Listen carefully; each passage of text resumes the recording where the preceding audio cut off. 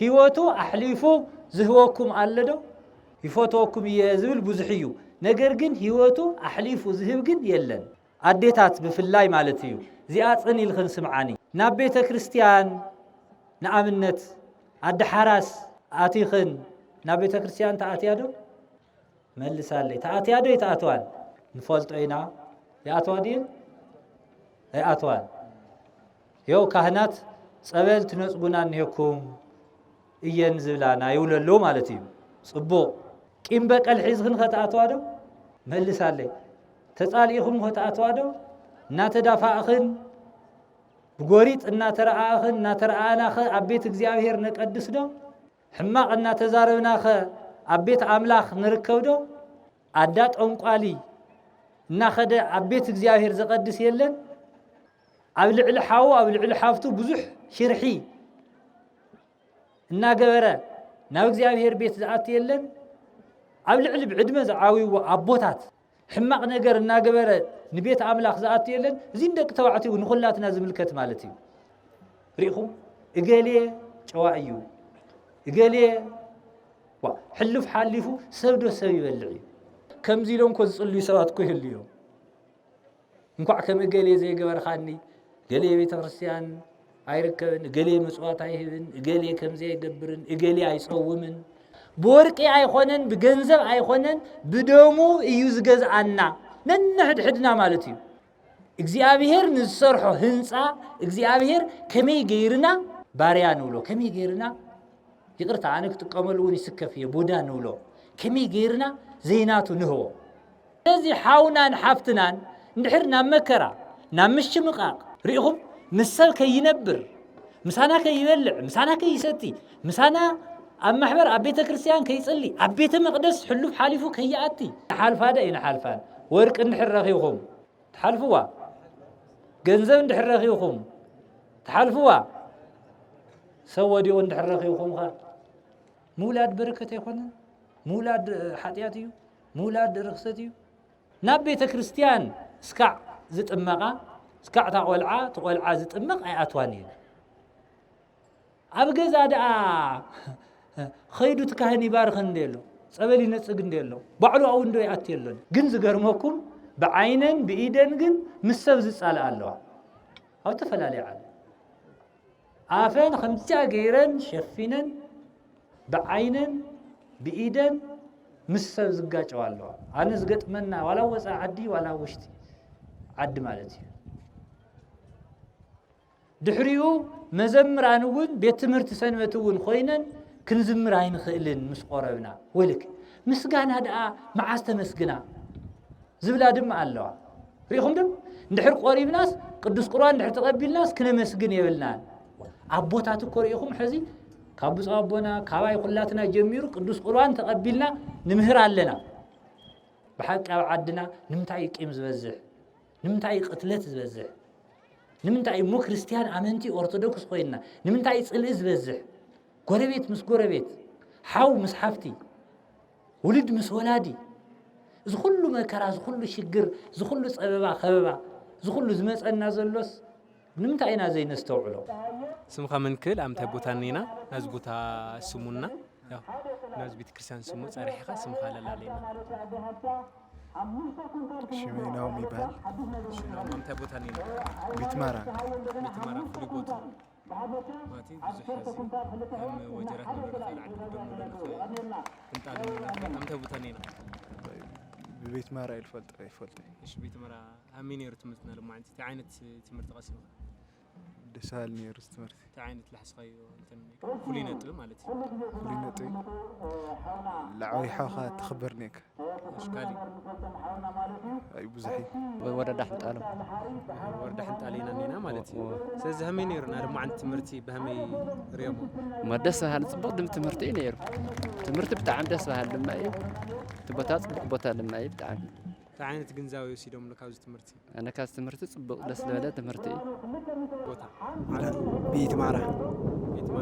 او بيت مارا على جه طابيا بيت مارا على جه يلول بمعنى تنيرو تفليل ولا مكنياتو حدا ابزوم اجسر تواهيلهم صرار صوان نره تقريم له خلاه عندنا يتملسوا سويتها ويو قشمو صيو بتككلنيا باركوا الله له عندنا يتملسا من مثل سخي اسلميتي خي له قربخي انا مسا هي هرسيل بالنجر نيرو تغليصلنا له خاليو عندنا يتملسوا بزعبانا زخنيتا قيم بقل بهال ነገር سفح يلولو تقيم بقلي سفح يبطعم اشغرنا يبس ሽማግለውን ደኺሙ ይሓዲግዎ ብትሒዞም እንሆን ላን ማዕንተ ላምጽዎ ነገራት ግን በትክክለኛ ትርር ይሉ በተርነት ከተውግቦኦ በሃይማኖት ደረጃ ካውን ቤተ ክርስቲያን እዚ አምቲ ሓደ ዓውይ ልገለጽዎ ሙስሊም ልባሃል አይፍጠር ያብዚ ታሪክ አቦትና ተናውን ገሊጾም ነው ከቃደም ይዛ ካብ ታሪኩ ግን አስሉን ባል የናረ ከዚ ግን የለን خبد لولا كدرال كبال ቤተ ክርስቲያን ትክክለኛ እዩ ንጹህ ሕዝኻ ከመይ ነይሩ ንጹህ ትምህርት ሃምዝ ነይሩ ዶ እና ላነ መረእዩ ቶም ቦና ጳጳስ ልመጽኦ ካብ ዝዓሚን ለላዚ ስጥም ለለ ትምህርት ትምህርና ኢና ምክንያቱ እዚ ልደት ከደራል ካብ ተባለ እዚ ልደት እውን በትክክለኛ ደስተኛታት ኮይና ላትማርና ጸኒሕና ኢና ምሁራን እውን ኣለዉ ኣብዚ እውን በትምህርት ብናዕላቶም ለምጽኦ ምሁር ኣለና ጉሓት بقالو اللي بالخونه قصري بتككلنيا لا ممهرنا طعمي ابصبق درجه عينا هنا تزخ رايو هميني تقول محز هذه كيم بقال كل حاول باس او زي هذه حراساتي معنا لبيت كرسان كاتي خليل العلتات ويدم هم بعلتنا ساعات العرس كاتي خليل الفاتس همينيرنا كاتي خليل بها ነገር بس نقد ما يبهيل ينيرو جينا بدنا خذ الحشيو لحشي يتولكا أو حكم النصر الولدنا نستي عفتوش تعدي من جونس يلا هذي أو حكمنا وليدن كاو تركين سل المسألة جونسي لا تفعل خد اللمبة لا مسألة هذي جونس راح تدخلنا لا أفتح مع جزية ساعاتنا هياتنا خينا ساعات جزية كيف بكالي راح تري خينا أو خلي جونس يلا تزون سلام يونهو زعد زي بتعمي سلام الخون حضر إلنا سلزنا لما عند تمرت كقصلنا هو أيوه وحنا بتعمي عم سجلنا هنا زمهرنا زي لا تومنا كدر الحارتهم باباسنا لامهرنا كن حزمه حيزنا جينا حنا حقوساتنا دس اللي تحقاسينا هنا ليك عليه تسمع لي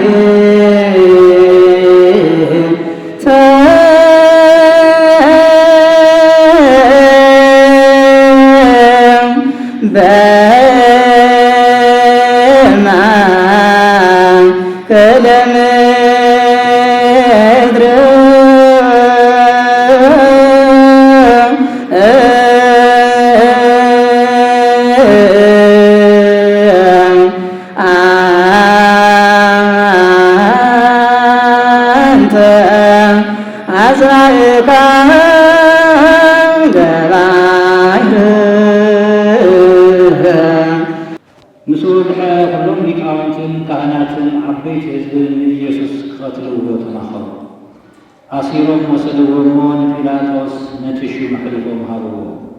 شعودا أتيز الحازو تفرجوا مسرعية تتعاصموا نصوه الدم محلفة بمهاوي بدلكو إلو نتي سلاسا قرشي نابليك عونتي خهنات عبيت هزبن ملسو نساتهم دما نحنا مو انتاي قدسنا بعالخات فلت بلوو نصو نتي أغرش عبيت مقدس دربي ووزا كيدو وانت حنكا لغاونتي كهنات نتي أغراش وسيدوم واقادم يمو ناوساسون مسوات كنأتو عيقبائن بلو تماخيروم مقابر آقايش زخون قرات سرح مريت بو تشايتو سلزي خعاء تا قرات كسعلومي قرات دم تبهال الله بنبي إرمياس واقع اتدق إسرائيل زقمقم وقمقام 30 قرش وسدو كمتي እግዚአብሔር زعززني مقرات سرح مريتون هاو تبهاله شعو تفصم بركم أبو منكوسات لقاونت بيت كريستيان كلكم بب معرغكم كمون ولدنا أبوتات أديتات أحوات أحات بيت تمرتي سنوات مزمران كلكم بእግዚአብሔር አምላክና ፍጹም ሰላም ከመይ ለኹም ከመይ ቀኒኹም ከመይ ውዕልኹም ልዑለ ባህሪ እግዚአብሔር ናይ ምሕረትን ናይ ፍቅርን አቦ ዝኾነ አምላክና እግዚአብሔር ብሰላም ብጥዒና ሓልዩ ኩላትና ካብ ዓመት እስከ ዓመት ነዚ ቅዱስ በዓል ብጥዒና ስለ ዝበፅሓና ክብርን ምስጋናን እግዚአብሔር አምላክና ይኹን።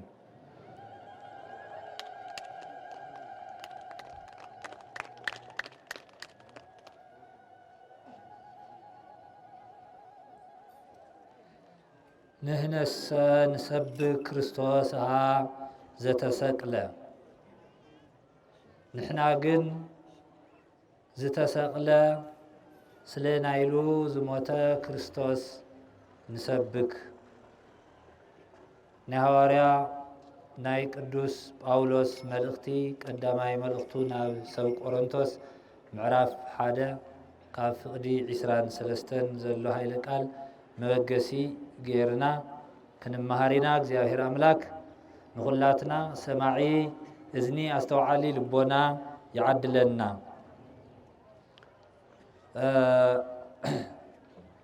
ኣብ ፀሓይ ኢኹም ዘለኹም ብሓቂ ብጣዕሚ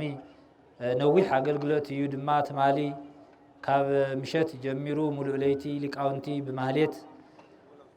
ብውዳሴ እናመስገኑ እዮም ሓዲሮም ኣብ ድኻም ኢኹም ዘለኹም ኩልኹም ምእመናን እውን ሕፅር ዝበለ ነቲ በዓል ዝምልከት ትምህርቲ ንምምሃር እዩ ብዙሕ ኣይነንወሓልኹምን ኢና ንሕና ግን ዝተሰቕለ ክርስቶስ ንሰብክ ንምህር ማለት እዩ ሎም መዓልቲ ዝነኽብሮ ዘለና ዓብይ በዓል ናይ በዓላት ኩሉ ርእሲ ዝኾነ ናይ ድሕነትና እውን መሰረት ዝኾነ ካብ ጥፍኣት ናብ ሕውየት ካብ ሞት ናብ ህይወት ካብ ሲኦል ናብ ገነት ዝተሰጋገርናሉ ዓብይ በዓል እዩ ሎም መዓልቲ መጋቢት 27 ማለት እዩ እዙይ ድማ ጥንተ ስቕለቱ ወይ ጥንተ ስቕለት እናተባሃለ ይፍለጥ እንታይ ማለት እዩ ንድሕነት ዓለም ጎይታና አምላክና መድሓኒና ኢየሱስ ክርስቶስ ንዓና ንምድሓን ኢሉ ኣብ መስቀል ዝወዓለሉ ዝተሰቐለሉ ማለት እዩ ከምቲ ኩሉ ግዜ ቅድስት ቤተ ክርስቲያንና ትምህረና ትምህረኩም ብኣዳም ብሔዋን ስሕተት ምኽንያት ን5500 ዓመት بملأت حاتيات عالم تطلقلقا ኣብ ሽግር ኣብ መከራ ደቂ ሰባት ኣብ ኩነኔ ኣብ ፍዳ ከም ዝነበሩ ይፍለጥ እዩ እዙይ እውን ኣይትብልዑ ዝተባሃለ ዕፀ በለስ ብምብላዕ ምኽንያት ሕገ እግዚአብሔር ብምጥሓሶም እዩ ሪኢኹም እታ ሕጊ ንምጥሓስ ብዙሕ ግዜ ኣይወሰደትሎምን ናይ ደቂቃ ጉዳይ እያ ሓንቲ ዕንፀይቲ ወይ ሓንቲ ፍረ ቆሪፅኻ ንምብላዕ ኣብ 1 ደቂቃ ኣብ 2 ደቂቃ ትበልዓ ትኽእል ኢኻ ሓጢያት እውን ከምኡ እዩ ብ1 ደቂቃ ብ2 ደቂቃ ብዙሕ ሓጢያት ትገብር ትሰርሕ ትኽእል ኢኻ ነገር ግን ሪኢኹም እታ ብ5 ደቂቃ ትኹን ብ2 ደቂቃ ብሓፂሩ ብሓፂር ሰዓት ዝበልዕዋ ዕፀ በለስ ንምምላስ ንምድሓን ግን 5500 ዓመት እዩ ወዲዎ እዚ ብናይ ቤተ ክርስቲያንና አቆጣጽራ እዩ ማለት እዩ ኩሉ ግዜ ኣብ ልዕሊ ሰባት ሕማቅ ክንገብር ከለና ክፉእ ክንገብር ከለና ክንሓስብ ከለና ቅጽበት እያ ታዝ ገበርና የኃጢአት ግን ሁሉ ጊዜ ኣብ ህይወትና ሰላም ተስእነና ድቃስ ተስእነና ካው ሓሊፋ ድማ እንድሕር ብንስሓ ዘይተመሊስና ናይ መንግስተ ሰማያት ዕድል ናይ ገነት ዕድል ተስእነና ማለት እዩ ስለዚ በዚ ምኽንያት ን5500 ዓመት ምኽንያቱ ሰብ ከድሕኖም ስለ ዘይኽእል ሰው ሁሉ ብኃጢአት ብምልአት ኃጢአት ተታሒዙ ስለ ዝነበረ ብዙሓት ቅዱሳን ብዙሓት ጻድቃን ብዙሓት ነቢያት ብዙሓት ፈተውት እግዚአብሔር እንኳን ተነበሩ እንኳን ንህዝቦም ዓርሶም እውን ከድሕንሉ ኣብ ዘይኽእሉ ዘመን እዩ ነይሩ ማለት እዩ ቅድሚ ክርስቶስ ዝነበረ ዘመነ ፍዳ ዘመነ ኩነኔ እናተባሃለ ዝጽዋዕ ማለት እዩ ምኽንያቱ ሰው ኩሉ ኃጢአተኛ እዩ ነይሩ ሰው ኩሉ በደለኛ እዩ ነይሩ ካው ክርስቶስ ወእምዝ ሰው ርእየ ከመ ኢቦቅ አልአድሁነ ዓለም ደመ ነቢያት ቅዱሳን እንደመ አቤል ጻድቅ እስከ ደመ ዘካርያስ ወልደ በራክዩ ፈነወ እግዚአብሔር ወልደ ዋህደ ካው ግን እግዚአብሔር ንዓለም ናይ ነቢያት ደም ናይቶም ቅድሚ ክርስቶስ ዝነበሩ ናይን አብርሃም ደጋግ ዝተዋሃሉ ዓርክቲ እግዚአብሔር ዝተዋሃሉ ናይን ኢሳይያስ ናይን ኖህ ናይን ኢዮብ ኮታስ ክንደይልና ክንቆጽሮም ናይዞም ጻድቃን ቅዱሳን ዝተዋሃሉ ብሉይ ኪዳን ዝነበሩ ናታቶም ጸሎት ናታቶም ደም ዓለም ከም ዘየድሕና ምስ ረአየ እግዚአብሔር ካብ አቤል ጀሚሩ ብግፍዒ ዝተቐትለ አቤል ብሓው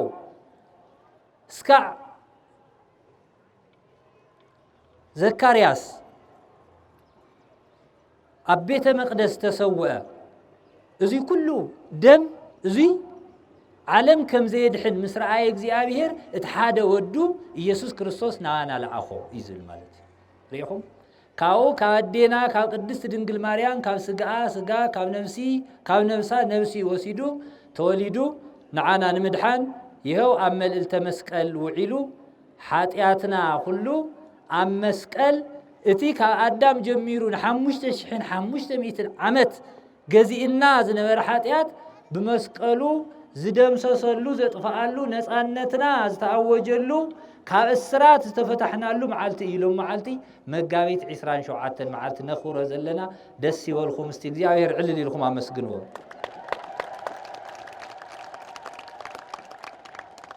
ስለዚ እዚ በዓል እዚ ክነኽብር ከለና ጽቡቕ እዚ በዓል እዚ ክነኽብር ከለና ናይ በዓላት ርእሲ ሁሉ ብምርዳእ ምዃኑ ብምርዳእ ምኽንያቱ ናይ ነገስታት ንጉስ ናይ ጎይቶት ጎይታ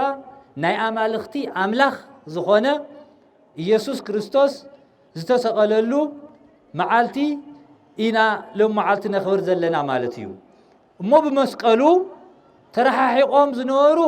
ዘቕረበሉ ዝተቀራረውሉ ህዝብን አሕዛብን ሓደ ዝኾኑሉ ናይ ጽልኢ ግድግዳ ዝተሰዓረሉ ዝተደምሰሰሉ ፍቕሪ ፍጹም ዝኾነ ፍቕሪ ዝተረኣየሉ ምኽንያቱ ሰብ ክፈትየኩም ይኽእል እዩ ኣደውን ውላዳ መቸስ ከማዶ ርሕሩሕ የለን ፈቃር የለን እዩ ዝበሃል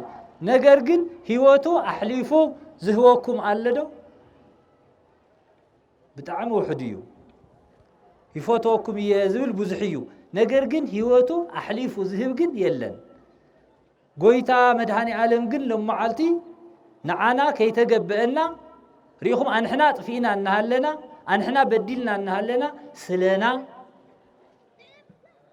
ዋጋ ዝኸፈለሉ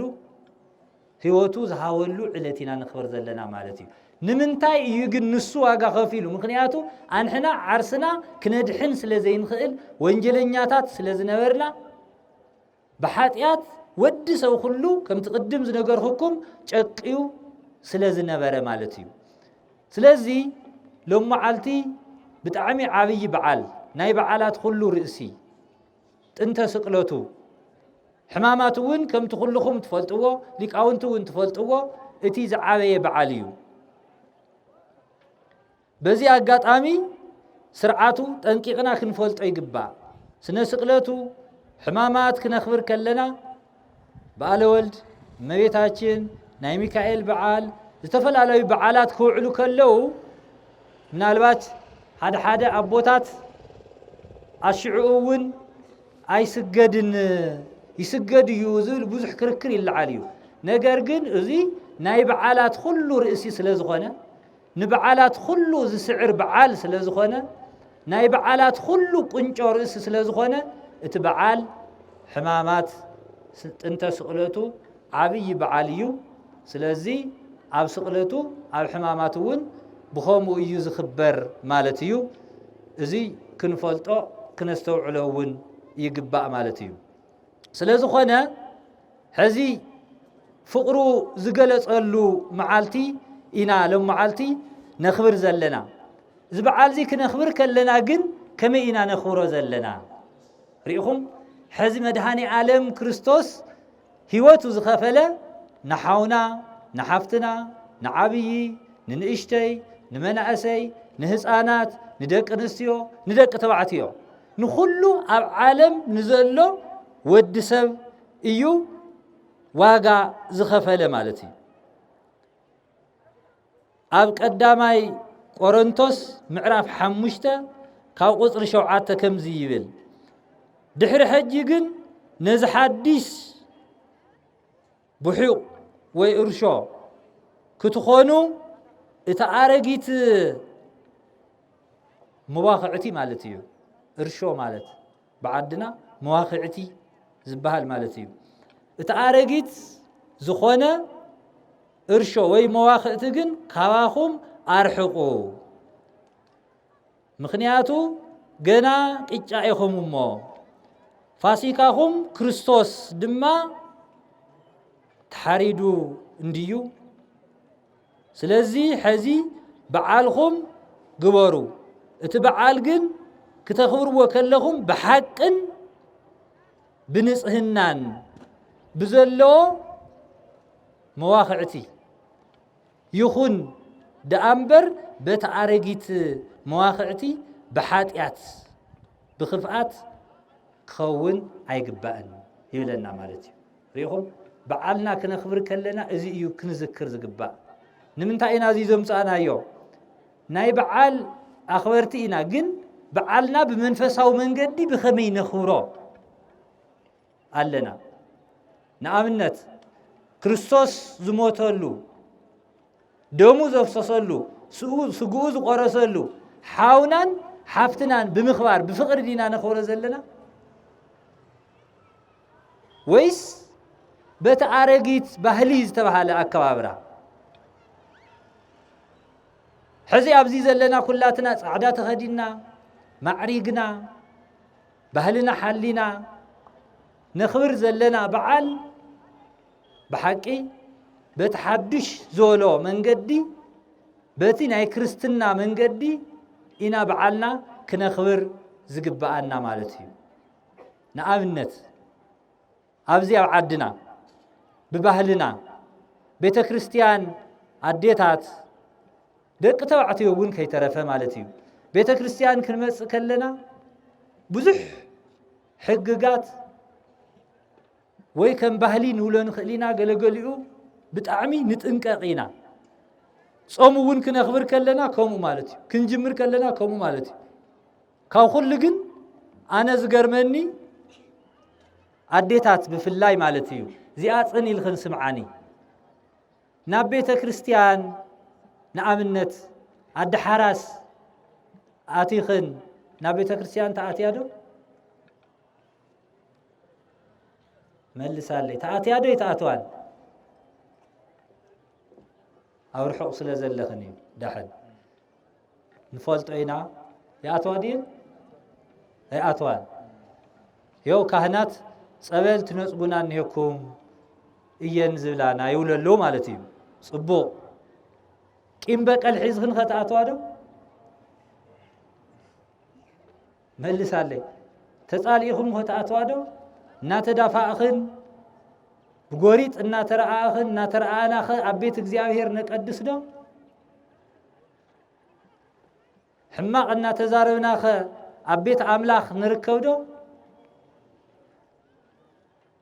عدات أنقالي ناخد أبيت እግዚአብሔር زقدس يلن أبلع حاو أبلع حافتو بزح شرحي ناقبرة ناو እግዚአብሔር بيت زقات يلن أبلع بعدمة زعاوي وأبوتات حماق نجر ناقبرة نبيت أملاخ زقات يلن زين دك توعتي ونخلاتنا زملكت مالتي ريخم ده اتن أي بعال أكبابرانا كم تقدس مصحف زنقرنا كم توانجيل زنقرنا أي خدن مالتي حلوف حاليفو كريستوس زموت اللوم بإግዚአብሔር أرآيا مسالي زتفتقرو سبات ريخم كريستوس نمن يمويتو باريا يلن زي حازو جوا يلن سبعي سبيتي يلن كلكم بكريستوس حدا أكل يخوم حدا أكل دك حدا بودك እግዚአብሔር اندحر خويننا دما درجانا كفالال أيخل ريخو إقالي جواعيو إقالي حلف حالفو سودو سوي بلعي أنتم سبات بتعمي كان እግዚአብሔር يحقنا كوينا زلنا እግዚአብሔር زفطرو بأرآيون بمثاليون እግዚአብሔር زفطرو سب اندحر كمزي عينت شم اندحر نهو خويننا نحنا بعلو جنا كريستنا ايترددنا مالت بكريستيانو هيوت اينورنا مالت زي بتعمي غوغوي باهلي بحقي سوون مسب كنابر زي خيل باهلي كم حبرة تسوون زود أنا بهلي كم بيت كريستيان وون زود أنا بهلي يجزي مالتي كم زي عينت نجر حزخا حوخا الناس عرفها حوخا ننعخا حوخا نواردها زترك من قصة سمايات يلان من هالباش من قصة سمايات بحيلي وي بعمس زئتوز مثل الناس سوات نهلو نخلينا بحيلي أيقونة المنجس سمايات تأتو بعمس أيقونة المنجس سمايات تأتو منجس سمايات رأسها بمتحاتيات تأتو حوخها بمخباريات تأتو أبتقدس وإنجيلكو فريساوين تقراصن ريخم تقراصون حاتياتين جن خلت يوم كصلي كلو ناو እግዚአብሔር قريوم اتين تايزبل أنس قاح إلو كنا خاكري زي قبعني حاتياتين إلو صليو ريخم ده اتفريساو جن كصلي كلو نمحصار ذاكليو انكو كمزي قراصي زي قبر خاني أنا أوصومن خلته معالتي صوم ريخم ده مصواتون يهب نعخاون يقلقل انكو كمزي زي قبر خاني ريخم ده كمزي لون كو صلي سوات كو يليو انكو كم قلي زي قبر خاني قلي بيت كريستيان አይርከብን እገሌ መጽዋት አይሄብን እገሌ ከምዚ አይገብርን እገሌ አይጾውምን ከይፈለጡ ዝፈርዱ ሐሚሙ ድዩ ተሸጊሩ ድዩ እንታይ ኮይኑ እዩ እግዚአብሔር ይዝፈልጦ እዚ ዘይፈልጦ ኣብ ልዕሊ ሰብ ዝፈርዱ ብዙሓት እዮም ድሓር ግን እግዚአብሔር ናይቲ ቀራጺ ጸሎት ተቀቢሉ ናይቲ ፈሪሳዊ ግን ብከንቱ ከም ዝተመለሰ ኢና ንርዳእ ማለት እዩ ስለዚ ريخم اتوانا مأسري فقري إيو نمالت دليل بزي فقري قدس باولوس نقرن تسا عوزل أخوم الأختي بزي فقري كل نجر كنتو إيو كل زين سمعوا إنا زك ألزي قنا ينستوعلون سجايقا أبحاول أنت تخوه ريخم ده سماعت النت أنت تقبلهم فقر أنت زي بالليجن كنتو إياه رأيوه هذه نصوم قن دحر فقر زي لنا كنت يصومنا مالتي نصلي ندحر فقر زي لنا قن እግዚአብሔር ጸሎትና ይቀበሉን ማለት መስዋዕቲ ነቅርብ ንእግዚአብሔር እንደሕር ፍቅር ዘይብልና ግን ከንቱ እዩ ማለት እሞ ስጋኻ ካብ መሃብ ኣብ ሓዊ ካብ ምእታይ ዶ ዝበልጽ ኣሎ ኮይኑ ትናይ መጨረሻ ዋጋ እኮ እዩ ህይወት መሃብ ማለት ግን ህይወት ይብካውን እንደሕር ፍቅር ዘይብልካ ከንቱ ኢኻ ብትንቢት ተናገር ፍልጠት ሓዝ ኢሉ ዝተፈላልየ ኣብ ዓለም ዘሎ ልሳን እውን ተተናገርካ ፍቅሪ እንተዘይብልካ ግን ከንቱ ኢኻ ትቃል እኮ ኩሉ ግዜ ትሰምዕዎ ይኹም ግን مز حدا جزء مدحانيت لميدنا يناتي قال እግዚአብሔር ውን بحق ሰውነትና በቃ ለሚዱ ወስ ደንዚዝና አይነስተውዕሎን ስለዚህ ሪኢኹም ጎይታ ዋጋ ዝኸፈለልና ሰባት ስለዝኾንና ነንሕድሕድና ዝተኸበርና አይና ክንከባበር አለና አኮ በወርቅ ሐላፊ ዘተሳየጠን በደሙ ክቡር ቤዘወነ ኪያነ ሪኢኹም ዶ ቀዳማይ ጴጥሮስ ምዕራፍ 1 ካብ ፍቅዲ 19 በወርቂ አይኾነን በገንዘብ አይኾነን በደሙ እዩ ዝገዛአና ነንሕድሕድና ማለት እዩ ንደቅ ሰባት በአጠቃላል ማለት እዩ እሞ ክርስቶስ በደሙ ዝገዝኦ እግዚአብሔር ንሰርሖ ህንጻ እግዚአብሔር ከመይ ገይርና ባሪያ ንብሎ ከመይ ገይርና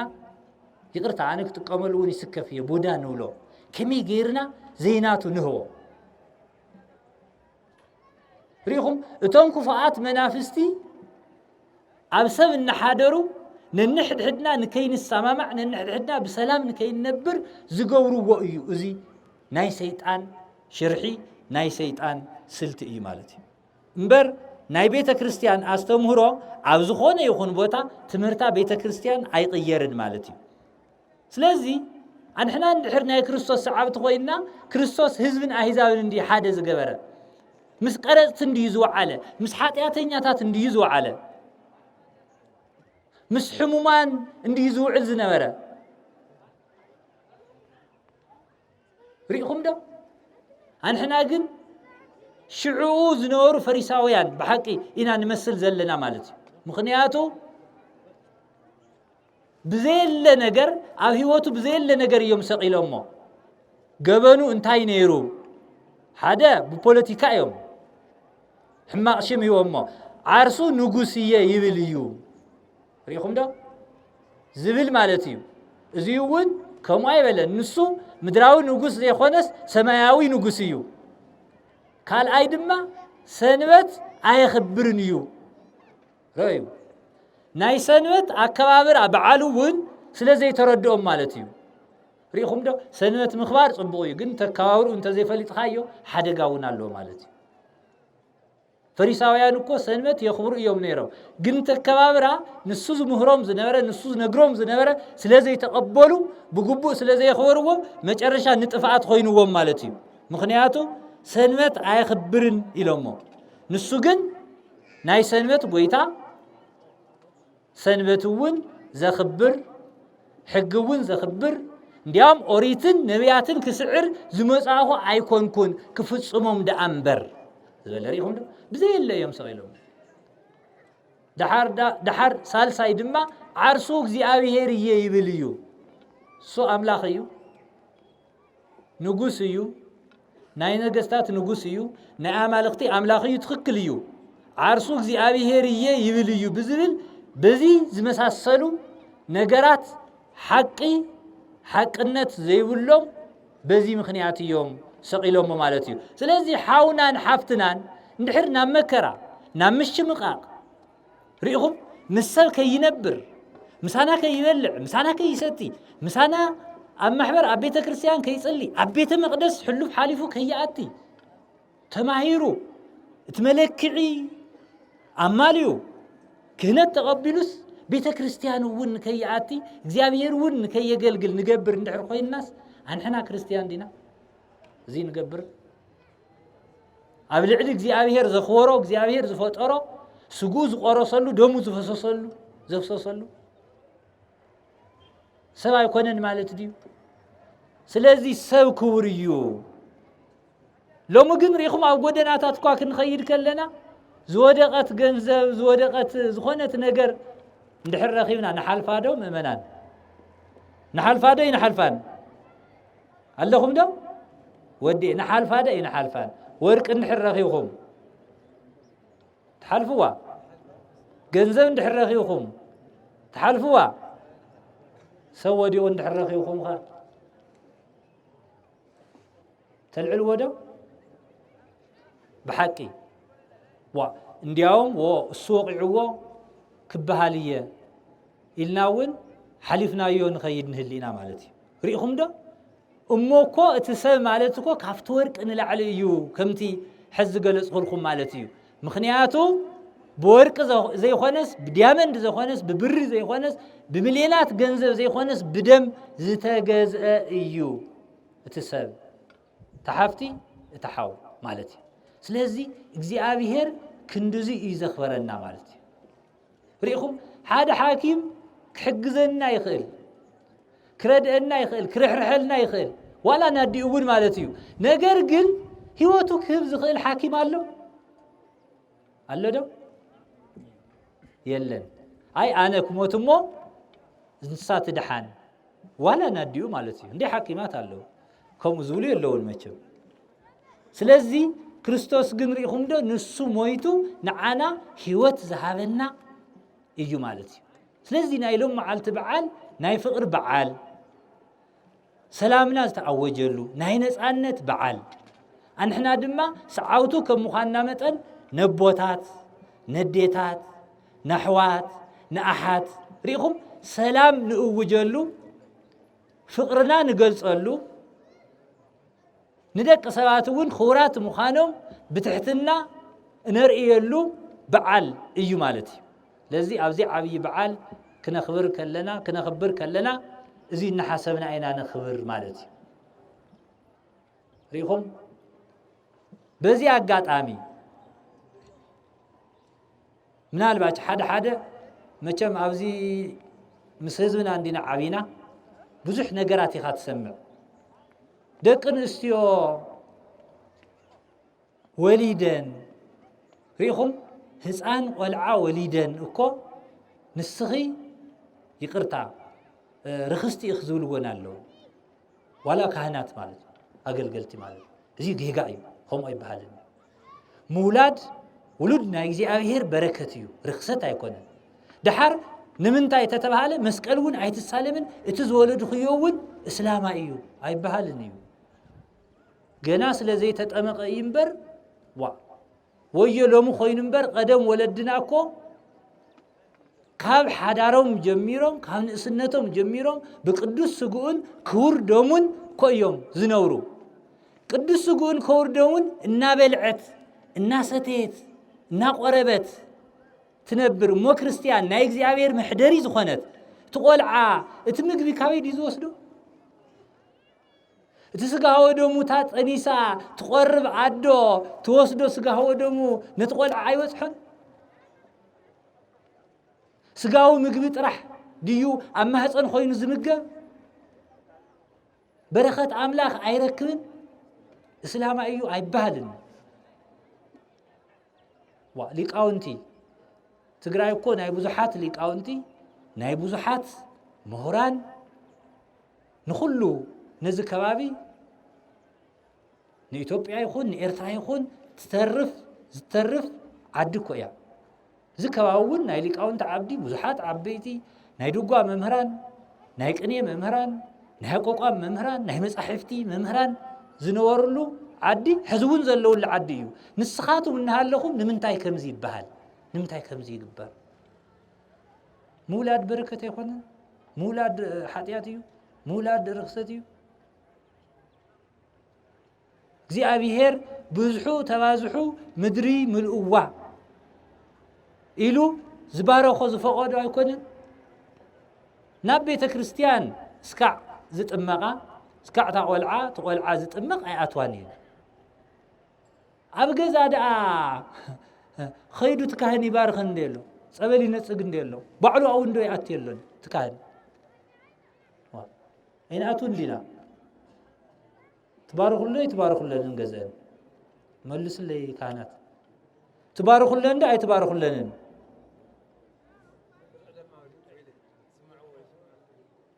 تبارك الله ندو جزات خدود يتخدون قبلت ناس قدو لو متغير ديو كم يناز عنا جزا كيدو كهن يبارك قبل ينسق مالتي زيو اتي سرعتنا زيو تحقنا مالتي سلازي زي حدا قال اي قدوس قربان بزي اغاطامي كتقبلوا كلهم لما علتون اتي تسقله كريستوس ንሰብክ ዝበሎ ንሱ ህይወት ስለ ዝኾነ ንሱ መድሓኒት ስለ ዝኾነ ስጉ ክንመልዕ ከለና ደሙ ክንሰጥ ከለና ካብ ኃጢአት እውን መንጽሂ ስለ ዝኾነ ንሱ ክንቅበል ከለና ኣብዚኣ ምእመናን ናይ መጨረሻ መልእኽቲ እያ ኣቦታት ይሽገሩ ኣለዉ ካህናት ይሽገሩ ኣለዉ ወይ ስለ ዘይተማሃርኩም ክኸውን ይኽእል ኣብ ኩሉ ዓለም የዝብለኩም ዘለኹ ኣብ ትግራይ እውን ኣብዚ ዘርኩሉ ቦታ ትቕበሉ ከለኹም ክትቕበላ ከለኽንሲ ተደፊእኽን ንምንታይ ተደፊእኹም ትመፁ ይርዳእኩም ደሎ ተደፊእኹም ከምዚ ንታሕትሲ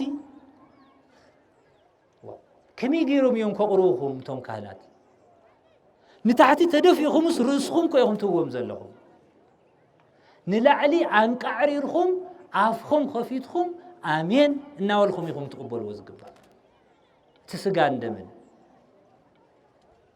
ከይወድቕ እውን ወለድና እኮ ብደንቢ ጨርቂ ሒዞም ኣኽቢሮም ከምዚ ገይሮም ብስነ ስርዓት እኮ እዮም ዝቕበሉ ንላዕሊ አንቃዕሪርኹም ኣሜን ኦ ጎይታይ ንህይወት ይኹነኒ ከም በደለይ ኣይኾነን በደለይ ኣይትቁፀረሊ እናበልኹም ኢኹም ትቕበሉ ማለት እዩ እቲ ስጉኡን እቲ ደሙን ማለት እዩ እቲ ዲያቆን እውን ከምኡ ይሽገር ኣሎ እቲ ደም ክቕብል ድሓር ኣብ ብዙሕ እውን ትምህርቲ ንህብ ኣለና ኢና ኣቦታት እውን ይምህሩ ኣለዉ እዮም ካህናት እውን ይምህሩ ኣለዉ እዮም በዚ ኣጋጣሚ ተቐቢልኩም ድማ ዘይምንጋር ጽቡቕ እዩ ምክንያቱ ክፉእ እውን ስለትናገር ማለት እዩ ግን ዝገርመኩም ብዓይነን ብኢደን ግን ምስ ሰብ ዝጻልእ ኣለዋ ኣብ ተፈላለየ ዓለም ኣፈን ከምዛ ገይረን ሸፊነን ብዓይነን ብኢደን ምስ ሰብ ዝጋጨዋ ኣለዋ ኣነ ዝገጥመና ዋላ ወፃ ዓዲ ዋላ ውሽጢ ዓዲ ማለት እዩ ድሕሪኡ መዘምራን እውን ቤት ትምህርቲ ሰንበት እውን ኮይነን ክንዝምር ኣይንኽእልን ምስ ቆረብና ወልክ ምስጋና ደኣ መዓዝ ተመስግና ዝብላ ድማ ኣለዋ ሪኢኹም ዶ እንድሕር ቆሪብናስ ቅዱስ ቁርባን እንድሕር ተቐቢልናስ ክነመስግን የብልናን ኣቦታት እኮ ሪኢኹም ሕዚ ካብ ብፁዕ ኣቦና ካባይ ኩላትና ጀሚሩ ቅዱስ ቁርባን ተቐቢልና ንምህር ኣለና ንናገር ኣለና ሊቃውንቲ እውን ቀዲሶም ካህናት እውን መልእኽቲ የመሓላልፉ ኣለዉ ይምህሩ ኣለዉ ይናገሩ ኣለዉ ጽቡቕ ነገር ቃል ኣምላኽ ምስጋና ንእግዚኣብሔር እንድሕር ዘይተቕረባ ደኣ ከመይ ገይርኽን ቆሪብኽን ትጸበል ሳው እኮ ትሰትያ ኣለኽን እኮ ቅዱስ ስጉኡን ክቡር ደሙን ምስ ተቐበልኽን ንምንታይ ድይሱ ቤተ ክርስቲያንና ኣዳልያቶ ዘላ ሕግን ስርዓትን እና ኣካይዳና ክርስቲያናዊ ህይወትና ኩሉ ግዜ ሊቃውንቲ ኣለዉ እናጠየኹም ስርዓት ክትመሃሩ ይግባእ ሕዚ መጀመርያ እውን ህፃናት ከይቆረቡ ደናግል ከይቆረባ ናይ ካህናት ኣንስቲ ከይቆረባ ናይ ዲያቆናት ኣንስቲ ከይቆረባ በቃ ስርዓት እዚ ኩሉ ጠይቁ እስቲ ተማሃሩ መጀመርያ መን እዩ ዝቆርብ ሕዚ ኮ ንስኻ ንዓ ንስኽንዒ በዚ ይኹን በዚ በቃ ብሓቂ ኦርቶዶክሳዊ ተዋህዶ ቤተ ክርስቲያንስ ብጣዕሚ ውቅብቲ እያ ስርዓት ሕጋ ኩሉ ሕጊ ስርዓት ኣሎ ቅድሚ ናይ ዲያቆን ቅድሚ ናይ ካህን ከይዱ ንቕበሉ ዋ እቲ ደረጃ ትኽብርባ ንፍለጦ ቅድሚ ደናግል እውን ከይዶም ይቕበሉ ተን ደናግል እንድሕሪት ይተረ መነኮሳያት እዚ ኩሉ መን መጀመርያ ክቕበል ከም ዘሎ ሕጊ ስርዓት ኣለዋ ቤተ ክርስቲያን ብሓቂ ኣብኡ ግን በልንስኻ በልንስኺ ቶም ካህናት ኣቦታት እኮ ብጣዕሚ ይሽገሩ ኣለዉ ከምኡ ኸይበሃል ድዩ ንምንታይ ዘይንምሃር ንምንታይ ዘይንጥይቕ እሞ ብሓቂ ንሕና ግን ዝተሰቐለ ክርስቶስ ንሰብክ ከም ዝበሎ ክርስቶስ ህይወትና ስለ ዝኾነ ክርስቶስ መድሓኒትና ስለ ዝኾነ ክርስቶስ ቤዛና ስለ ዝኾነ ነዚ ኢና ማለት እዩ ስለዚ መስቀል ክነኽብር ከለና ኣዴና ድንግል ማርያም ኣብ መስቀል ኣላ ቅዱሳት ኣንስት ኣብ መስቀል ኣለዋ እዚ ኩሉ ናይ መስቀሉ ትሩፋት እዩ ስለዚ ብመስቀል በደልናን ኣበሳናን ኩሉ ሓጢአትና ሓዲግልና እዩ ድሕሪ እዚ ዝነምፅኦ ሓጢአት ብናይ ባዕልና በደል ደኣ እምበር እቲ ናይ ኣዳም በደል ኣይኮነን ማለት እዩ ሪኢኹም ዶ ስለዚ ብሓቂ ኣብ ዓድና ንምንታይ ቂም ዝበዝሕ ንምንታይ ቅትለት ዝበዝሕ ንምንታይ እሞ ክርስቲያን ኣመንቲ ኦርቶዶክስ ኮይና ንምንታይ ጽልእ ዝበዝሕ ጎረቤት ምስ ጎረቤት ሓው ምስ ሓፍቲ ውልድ ምስ ወላዲ ዝኹሉ መከራ ዝኹሉ ሽግር ዝኹሉ ፀበባ ኸበባ ዝኹሉ ዝመፀና ዘሎስ ንምንታይ ኢና ዘይነስተውዕሎ እግዚአብሔር ፈሪዱልና በአይንበል እግዚአብሔርማ ኣብ ልዕሊ ደቁ ኣይፈርድን እዩ ንስኹም እኮ ኣብ ልዕሊ ደቁኹም ኣይትፈርዱን ሕማቕ ነገር እውን ኣይትምነዩን ኣይትገብሩሎምን እግዚአብሔር ግን ልዕሌኹም ርሕሩሕ እዩ እግዚአብሔር ግን ልዕሌና ሕያዋይ እዩ ከመይ እግዚአብሔር ኮናኒ ጥራሕ ገይርና ንርድኦ መሓር እንድዩ ይቅረ በሃል እንድዩ ስለዚ ብሓቂ ምእመናን ነስተውዕል ምስ እግዚአብሔር ንንበር ናብ ጥንቲ ታሪኽና ንመለስ ናብ ስጋ ወደሙ ንመለስ ብንስሓ ንመለስ ንካህናት እውን ስምዑዎም ቃል እግዚአብሔር እዮም ዝነግርኹም ንዓኹም መድሓኒት እዮም ሒዞም ዝመፁ ንስኹም ካህናት እውን ብሓይሊ ብግደ ይኾነን ብምርዳእ እምበር ብዝኾነ ብዘይኾነ ነገር ብንእሽተይ ነገር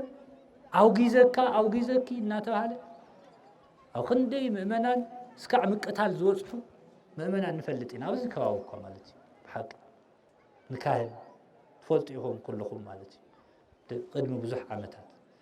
እዚ ኩሉ ነገር ኣንሕና እውን ብብልሓት ብጥበብ ብትሕትና ብፍቕሪ ደቅና ክንምህር ክንጓሲ ስለ ዝግባአና ማለት እዩ እሞ ብሓቂ ብጣዕሚ ደስ ዝብል በዓል ዓብይ በዓል ብፁዕ ኣቦና ኣቡነ ዕንባቆም መቸም ኣነ ጋሻ ኮይነ እየ እምበር ንሶም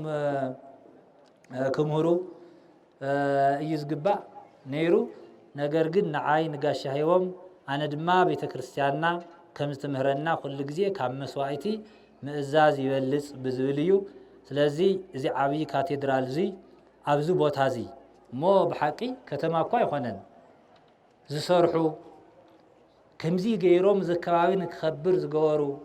ሃፍቶም ኣብ ሰናይ ነገር ኣብ ፅቡቕ ነገር ንዘውዓሉ ብሓቂ ክብሪ ይግብኦም እዩ ኣነ ብጣዕሚ እዩ ገሪምኒ ማለት እዩ ኣብዚ ኣብ ደቡብ ምስራቅ ደቡብ ምብራቅ ሃገረ ስብከትስ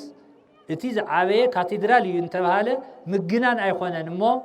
ብሓቂ ያውኒ ወይዘሮ ገነት ወይዘሮ እስከዳር ይቕልታ ሽሞም ኩሎም መቸም ምፅዋዕ ጋሻ ስለ ዝኾንኹ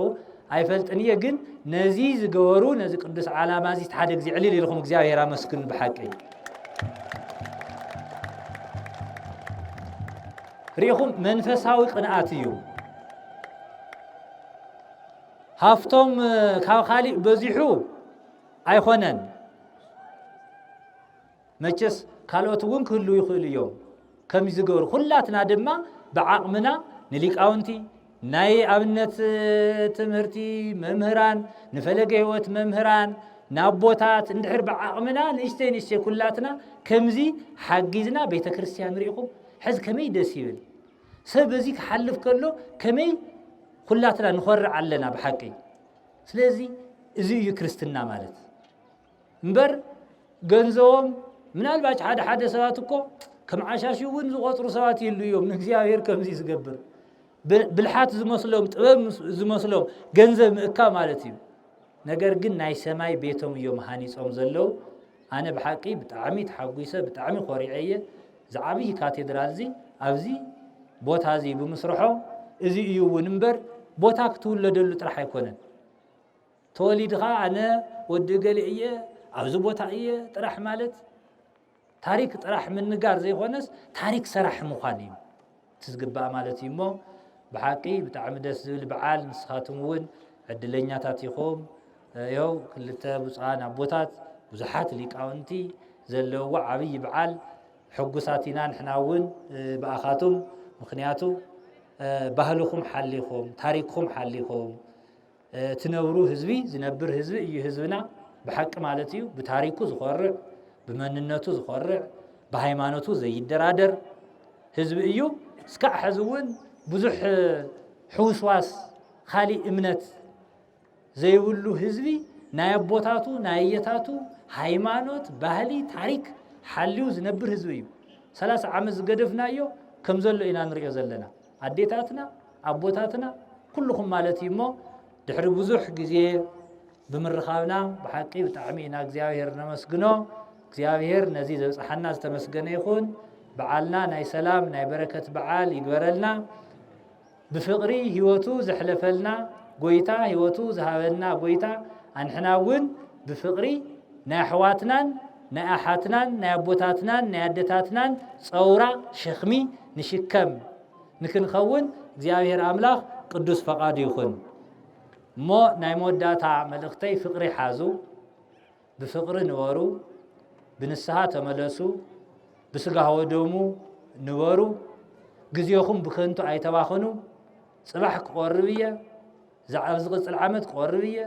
ገና ወደይ ከመርዕየ እየ ዝቆርብ ብዙሕ ዓመት ከም ትጸንሑ ኮንትራት ከም ተስማዕማዕኹም ኢኹም ትመስሉ ናትና ኣመንቲ ልክዕ በቃ 20 ዓመት 30 ዓመት ኮንትራት ዝተፈራረመ እዩ ዝመስል ብሓቂ ነገር ግን ታዕለት ታስዓት ትርእይዋ ኣለኹም ኣብዚ ናይ 2 ዓመት እኳ ክንደይ መናእሰይ ክንደይ ዓበይቲ ክንደይ ኣያታትና ክንደይ እኖታትና ሰኣና ብዙሕ ሰብ እኮ እዩ ቅዱስ ቁርባን ከይተቐበለ ንስሓ ከይተቐበለ ዝኸደና ዘሎ እሞ እዙይ ብሓቂ ናይ ቤተ ክርስቲያንና ኣስተምህሮ ስለ ዝኾነ ብንስሓ ንበሩ ኩሉ ብቁዕ የልወን ፍጹም ዝበሃል ሰብ የለን ካብኡ እስካዕ 80 ዓመት 9 ዓመት ኣነ ኩሉ ግዜ ይዛረባ እየ ዘይትርዳእኒ ገና እየ ዝበሃል ድሓር 7 ዓመት ዝኾነ እውን ቁረብ ክትብሎ ከለካ እሱ እውን ገና እየ ዝብል ተረዲኹም ዶ ደቂ 34 ዓመት ገና እየ ይብልኹም ካብኡ ቶም ዓበይቲ ድማ 7 ዓመት 80 ዓመት ያው ካህናት ኣለው ገና እየ ንእሽተይ ክፀንሕ እየ ገና እየስ መወዳእታ የብሉን ድሓር መናእሰይ ብዙሓት ኣርኣያ ዝኾኑ ኣለው በዚ ዘመን እዚ ብሓቂ ብኣቶም ውድ ይምህረና እዩ ዘሎ ብተግባር ማለት እዩ እንድሕር ኣስተውዒልና እዩ እግዚኣብሔርና ኢየሱስ ኣብ ቅድሚ እቲ ሹም ደው በለ እቲ ሹም ከዓ ንስኻ ዶ ንጉስ ኣይሁድ ኢኻ ኢሉ ሓተቶ ኢየሱስ ድማ ንስኻ እኳ ትብል ኣለኻ በሎ ሊቃውንቲ ካህናትን ዓበይትን ክኸስዎ ከለው ንሱ ብሕም ኢሉ ኣይመለሰን ሽዑ ጲላጦስ ብክንደይ ነገር ይምስክሩልኻ ከም ዘለው ኣይትሰምዕን ዲኻ በሎ እቲ ሹም ብዙሕ ክሳዕ ዝግረም ንሱ ግን ሓንቲ ቃል እኳ ኣይመለሰን እቲ ሹም ነቶም ህዝቢ ብበዓል ዝደለይዎ ሓደ እሱር ክፈትሓሎም ከዓ ንውር ነበሮም ሽዑ በርባን ዝበሃል ውሩይ ሽፍታ ተኣሲሩ ነበረ ተኣኪቦም ከለው ጲላጦስ ንኢየሱስ ብቕንዓት ኣሕሊፎም ከም ዝሃብዎ ፈሊጡ ነበረ እሞ ንመን ክፈትሓልኹም ትፈቱ ንበርባን ዶ ወይስ ነቲ ክርስቶስ ዝበሃል ኢየሱስ በሎም ኣብ መንበር ፍርዲ ተቐሚጡ ከሎ ከዓ ሰበይቱ ሎሚ ብሕልሚ ስሊኡ ብዙሕ መከራ ረኺብኒ ኣሎ እሞ ኣብ ነገር እቲ ጻድቕቲ ኣይትእቶ ኢላ ለኣኸትሉ እቶም ሊቃውንቲ ካህናትን ዓበይትን ነቶም እኩባት ህዝቢ ንበርባን ክልምንሉ ኢየሱስ ግና ክቐትልዎ ሕራይ ኣበልዎም እቲ ሹም ካብ ክልቲኦምሲ ንመን ክፈትሓልኩም ትደልዩ ኢሉ መለሰሎም ንሳቶም ንበርባን በሉ ጲላጦስ እምበኣርሲ ነቲ ክርስቶስ ዝበሃል ኢየሱስ እንታይ ክገብሮ በሎም ኩሎም ድማ ይሰቐል በሉ እቲ ሹም እንታይ ክፉእ ከገበረ በሎም ንሳቶም ግና ይሰቐል እናበሉ ምጭዳር ኣውዝሑ ጲላጦስ ዘይምብዛሕ ጫው እምበር ገለ እኳ ከም ዘይጠቅም ምስ ረኣየ ማይ ወሲዱ ኣነ ካብ ደም እዚ ጻድቕ እዙይ ንጹህ እየ ባዕላትኩም ፍለጡ እናበለ ኣብ ቅድሚ እቲ ህዝቢ ኣይዳው ተሓፀ ኩሎም እቶም ህዝቢ ከዓ ደሙ ኣባናን ኣብ ደቅናን ይኹን ኢሎም መለስሉ ሽዑ ንበርባን ፈትሓሎም ንኢየሱስ ግና ገሪፉ ክስቀል ኣሕሊፉ ሃቦም ድሕሪ እዚ ዓቀይቲ እቲ ሹም ንኢየሱስ ናብ ኣዳራሽ ፍርዲ ኣተውዎም ንብዘሎ ጭፍራ እውን ናብኡ ኣከቡ ክዳኑ ቀንጢጦም ከዓ ቀይሕ ባርኖስ ከደንዎ ካብኡ ዕሾኽ ኣኽሊል ተኒጎም ኣብ ርእሱ ደፍኡሉ ኣብ የማናይ ኢዱ ዘንጊ ኣትሒዞም ከዓ ኣብ ቅድሚኡ እናተደፍኡ ወ ንጉስ ኣይሁድ ከመይ ኢኻ ኢሎም ኣላገጽሉ ጡፍ እውን በልሉ እቲ ዘንጊ ኣግዲፎም ከዓ ርእሱ ወቕዕዎ ምስ ኣላገጽሉ ነቲ ባርኖስ ቀንጢጦም ክዳኑ ኸደንዎ ክሰቕልዎ ድማ ወሰድዎ ምስ ወፁ ስምዖን ዝበሃል ቀሬናዊ ሰብኣይ ረኸቡ ንዕኡ መስቀል ክጸውር ብግዲ በልዎ ጎልጎታ ኣብ ትበሃል ቦታ ትርጓሚኣ ቦታ ዕፅምቲ ርእሲ ምስ በጽሐ ምስ ሓሞት እትሓወሶ መጺጽ ወይኒ ክሰቲ ሃውዎ ጥዒሙ ከዓ ምስታይ ኣበዮ ምስ ሰቐልዎ ከዓ ዕጫ ኣውዲቖም ክዳውንቱ ተማቐሉ ኣብኡ ተቐሚጦም ድማ ይሕልውዎ ነበሩ እዚ ኢየሱስ ንጉስ ኣይሁድ እዩ ዝብል ጽሕፈት ክሲ ኣብ ልዕሊ ርእሱ ኣንበርዎ ሽዑ ክልተ ኸተርቲ ሓደ ብየማኑ ሓደ ድማ ብጸጋው ሙሱ ሰቐሉ ሓለፍቲ ድማ ርእሶም እናነቕነቑ ኣታ ንቤት መቕደስ ኣፍሪስካ ብሰለስተ መዓልቲ ተሃንጻ ርእስኻ እስኪ ኣድሕን ወይ ኣምላኽ እንተኾይንኻስ ካብ መስቀል ውረድ እናበሉ ይጸርፍዎ ነበሩ ከምኡ ድማ ሊቃውንትን ካህናትን መጽሓፍትን ዓበይትን ኮይኖም የላግጹሉ ነበሩ ከምዚ ኢሎም ንኻልኦት ኣድሓኖም ርእሱ ግና ከድሕን ኣይከኣለን ንጉስ እስራኤል እንተኾይኑስ ሕጂ ካብ መስቀል ይውረድ ንሕናኸ ብኡ ክንኣምን ብኣምላኽ ተኣሚኑ እዩ ድማ ወዲ ኣምላኽ እየ ኢሉ እዩ እሞ ሰሚርዎ እንተኾይኑስ ሕጂ የድሕኖ እቶም ምስኡ ተሰቐሉ ኸተርቲ እውን ከምኡ እናበሉ ይጸርፍዎ ነበሩ ካብ ሻሸይቲ ሰዓት ጀሚሩ ክሳዕ ታስዓይቲ ሰዓት ከዓ ብዘሎ ምድሪ ጸልመተ ብታስዓይቲ ሰዓት ኢየሱስ ኤሎሄ ኤሎሄ ላማ ሰበቅታኒ ኢሉ ብዓብዪ ድምፂ ጨርሐ እዚ ከዓ ኣምላኸይ ኣምላኸይ ንምንታይ ሓደግካኒ ማለት እዩ ካብቶም ኣብኡ ደው ዝበሉ ሰሚዖም እዚስ ንኤልያስ ይጽውዓሎ በሉ ሽዑ ሓደ ካብኣቶም ጎይዩ ሰፍነግ ኣልዒሉ መጺጽ መሊኡ ብዘንጊ ገይሩ ኣስተዮ ካልኦት ድማ ኤልያስ መጺኡ ዘድሕኖ እንተኾይኑስ ክንርኢ ሕደግዎ በሉ ኢየሱስ ከም ብሓዱሽ ብዓብዪ ድምፂ ጨርሐ ነፍሱ ድማ ወፀት ስምኻ መንክል ኣብ ምንታይ ቦታ ኔና ናዝ ቦታ ስሙና ናዝ ቤተ ክርስቲያን ስሙ ጸሪሕኻ ስምኻ ለላለየና ሽሜናውም ይበሃል ሽሜናውም ኣብ ምንታይ ቦታ ኔና ቤትማራ ፍሉይ ቦታ ማለቲ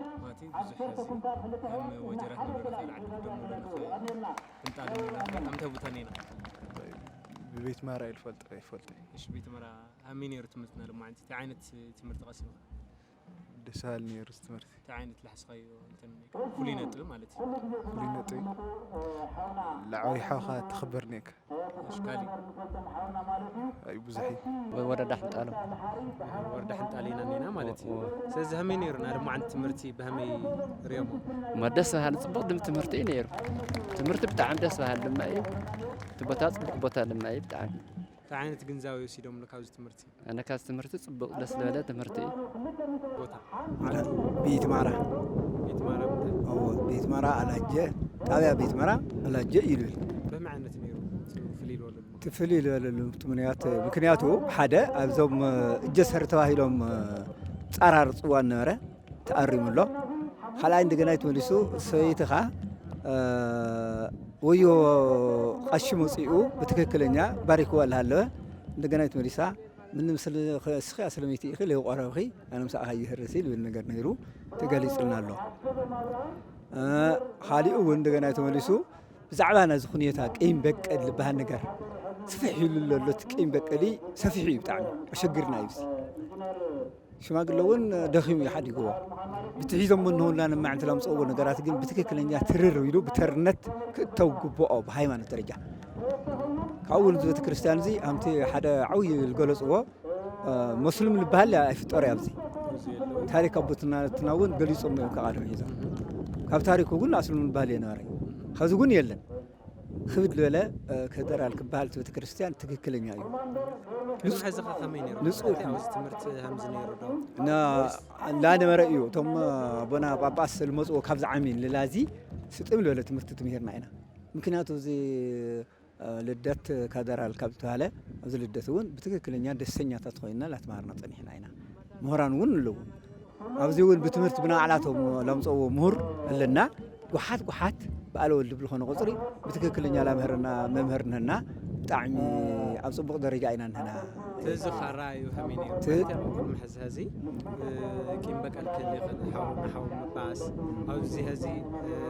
ድሓራ ሰዓተ እዋን ናብ ቤተ ክርስቲያን ከኣተ ይኽእል ንላሎታት ወይ ድማ ከም በዓልትና ሰባት ዝዓርሱ ከኣተ ይኽእል ኢሉ ሰባትስ ከመይ ነይርና ከኣተ ትኽእል ዝበሃል ነገር ብስነ ቀዳማይ ባህሊ እዩ ነይሩ ግን ኣብዝና ከዚ ልሕሸ እዩ ልሕሸ እዩ ትበልካ ኣብ ሕክምና ስለ ዝወላተና ንስቲ ኣብቲ ውሽጢ ዓዲ ምንም ጎንፂ የለን ከዚ ኣብ ሕክምና ወሊደን ካብኡ ተረቂየን ስለ ዝመፅለዋ